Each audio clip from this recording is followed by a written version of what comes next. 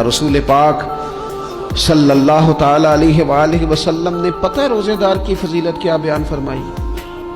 اللہ کے محبوب صلی اللہ تعالی علیہ وسلم فرماتے ہیں کہ رب فرماتا ہے ابن آدم کا ہر عمل اس کے لیے ہے، روزہ میرے لیے، اور فرمایا میں خود جزا دوں گا روزے کی، میں خود جزا دوں گا روزے کی۔ اور حضور فرماتے ہیں روزہ ڈھال ہے، جو شخص روزہ دار ہو وہ بےہودگی سے، فحش گوئی سے اجتناب کرے۔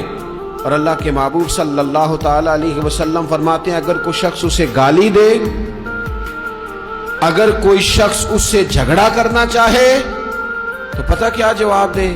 اسے کہے بھئی میں روزے دار ہوں، میرے منصب کا تقاضا نہیں کہ میں تیرے ساتھ الجھوں،